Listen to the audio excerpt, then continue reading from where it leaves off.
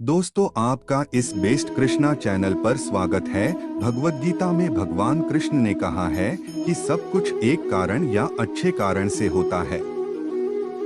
जीवन में जो कुछ भी होता है अच्छे के लिए होता है और उसके पीछे हमेशा कोई कारण जरूर होता है।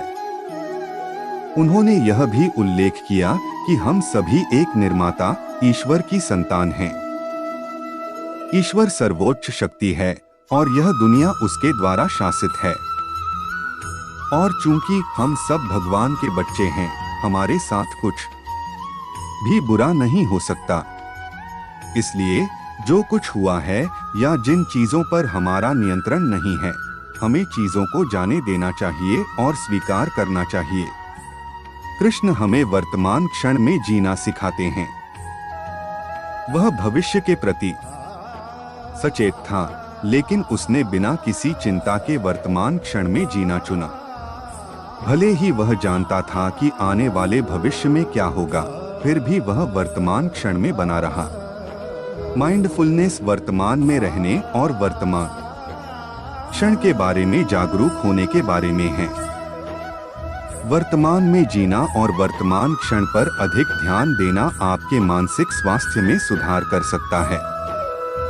चुनौतीपूर्ण परिस्थितियों में बाधा उत्पन्न होना अधिक संभव है, लेकिन सचेत रहना और वर्तमान क्षण में जीना चीजों को बहुत आसान बना सकता है।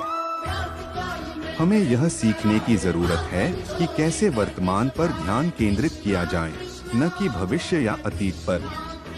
क्रोध से निर्णय के ऊपर बादल छा जाते हैं, जिसके परिणामस्वरूप स्मृति भ्रमित हो जाती है।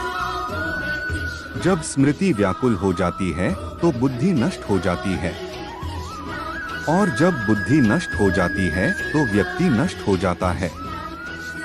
कृष्णा उद्धरण आत्म क्रोध व्यक्ति के जीवन में सभी प्रकार की असफलताओं का मूल कारण है।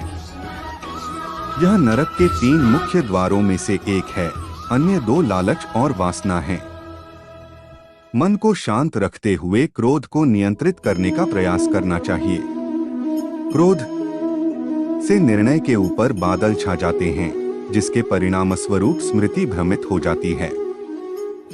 जब स्मृति व्याकुल हो जाती है तो बुद्धि नष्ट हो जाती है, और जब बुद्धि नष्ट हो जाती है तो व्यक्ति नष्ट हो जाता है। कृष्णा उद्धरण आत्म क्रोध व्यक्ति के जीवन में सभी प्रकार की असफलताओं का मूल कारण है।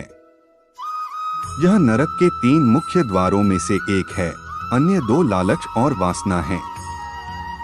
मन को शांत रखते हुए क्रोध को नियंत्रित करने का प्रयास करना चाहिए। कृष्ण ने भीम से कुरुक्षेत्र की लड़ाई में घटोत्कच भीम के पुत्र को बुलाने के लिए कहा। यह कौरव सेना का सफाया करने के लिए नहीं था, बल्कि कर्ण को इंद्रस्त्र, एक घातक दैवीय हथियार का उपयोग करने के लिए मजबूर करने के लिए था, जिससे कोई भी जीवित नहीं बच सकता। उसने यह सुनिश्चित करने के लिए ऐसा किया कि युद्ध जीतने की कुंजी अर्जुन जीवित रहे। अत उसने एक प्रतापी योद्धा की बलि देकर पांडवों की विजय सुनिश्चित की। वैसे ही जीवन में हमें सफलता प्राप्त करने के लिए कई चीजों का त्याग करना पड़ता है। त्याग के बिना कोई महत्वपूर्ण प्रगति या उपलब्धि नहीं हो सकती।